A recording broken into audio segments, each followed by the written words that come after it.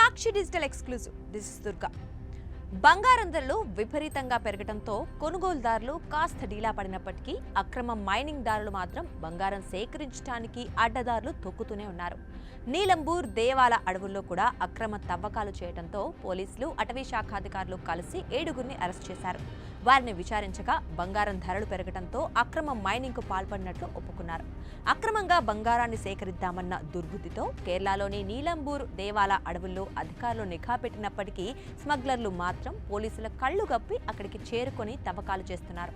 స్మగ్లర్లతో పాటు స్థానికులు కూడా కలిసి నదుల నుంచి ఇసుకను తవ్వి బంగారం వేరు చేసే ప్రయత్నాలు చేస్తున్నారు. ఇలాంటి ప్రయత్నాలే చేస్తుండగా ఐరవల్లి కావు రిజర్వ్ ఫారెస్ట్ లో 7 మంది సభ్యుల గుంపును అటవీ అధికారులు పట్టుకున్నారు. వారి వద్ద నుంచి మోటార్లు, జనరేటర్లు స్వాధీనం చేసుకున్నారు. ఆ ముఠాను విచారించగా ప్రాంతాల వారీగా మైనింగ్ చేపడుతున్నట్లు వెల్లడించారు. మంపం, పొంగళ్ళూరు, దేవాల, పందల్లూరు ప్రాంతాల్లో మైనింగ్ ఎక్కువగా జరుగుతోందన్నారు.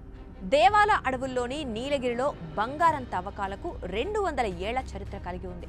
బ్రిటిష్ కాలంలో నిర్మించిన సొరంగాలు, గుహలు ఇప్పటికీ వాడుతున్నారు. బంగారం వేరు చేయడానికి పాదరసం వాడుతున్నారు. స్మగ్లర్లు మోటార్లు, జనరేటర్లు వాడి నది అడుగు నుంచి ఇసుకను బయటకు తవ్వి వాటిని శుభ్రపరిచి వేరు చేస్తూ బంగారం వెలికితీస్తున్నారు.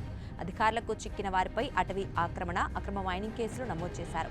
విచారణ అనంతరం కోర్టు నిందితులపై అటవీ ఆక్రమణ, అక్రమ మైనింగ్ ఆరోపణలకు సంబంధించిన సెక్షన్ల ఆధారంగా శిక్షలు విధించే అవకాశం ఉంది. ఒక్కొక్కరికి 5 ఏళ్ల వరకు జైలు శిక్ష, 5,000 జరిమానా విధించే అవకాశం ఉంది.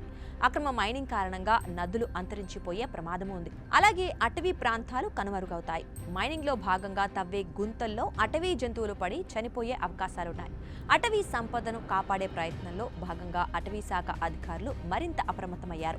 డ్రోన్లతో పర్యవేక్షణ పెంచి అటవీ శాఖ అధికారులు నిందితులకు నోటీసులు జారీ చేసి కోర్టులో నివేదికలు సమర్పించారు.